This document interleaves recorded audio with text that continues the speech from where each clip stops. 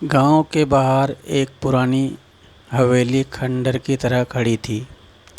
कहते हैं वहाँ कोई नहीं जाता है, क्योंकि रात होते ही वहाँ अजीब अजीब आवाज़ें आती थी। किसी के रोने की, दरवाजे खुद खुद करने की और बंद होने की, और अजीब ठंडी हवा चलने की, जो सिर्फ उसी हवेली के पास महसूस होती थी। एक दिन गांव का एक निडर लड़का अर्जुन यह जानने की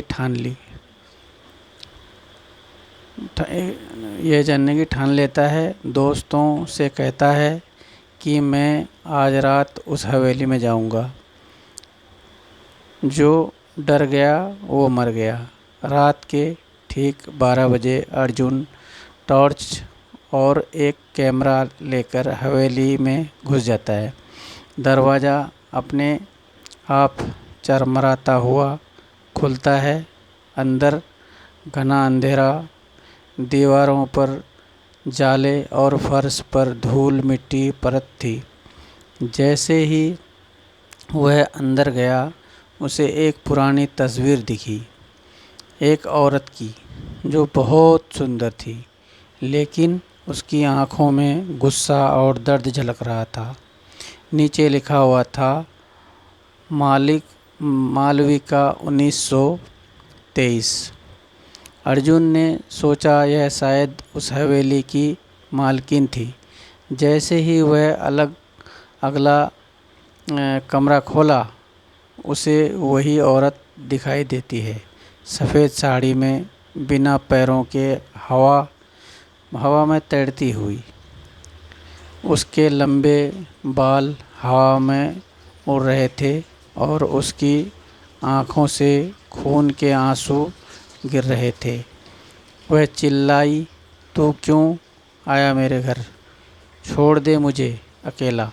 अर्जुन डर के मारे पीछे हटता है, लेकिन तभी दरवाज़ा खुद ब खुद बंद हो जाता है। अब वह अंदर फंस गया। उसी वक्त उसे एक पुरानी डायरी मिली, जिसमें मालविका की कहानी लिखी थी। मुझे धोखा दिया गया था। मेरे अपने ही पति ने मुझे इस हवेली में जिंदा दफन कर दिया था। मेरी आत्मा अब तक मुक्त नहीं हो पाई। अर्जुन समझ गया कि अगर वह मालविका की अस्थियों को ढूंढकर विधिवत अनुसार अंतिम संस्कार कर देता, तो शायद उसकी आत्मा को मुक्ति मिल जाए।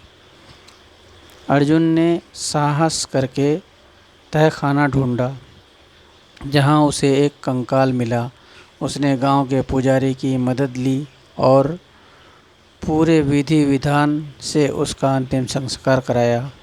उस रात के बाद हवेली से सारी अजीब आवाज़ें बंद हो गई, लेकिन हर साल उसी तारीख को आधी रात के समय हवेली के पास एक औरत की परछाई अब भी दिखाई देती है। शायद वह दिखने के कि कोई और आत्मा भटक तो नहीं रहा है। ये कहानी थी।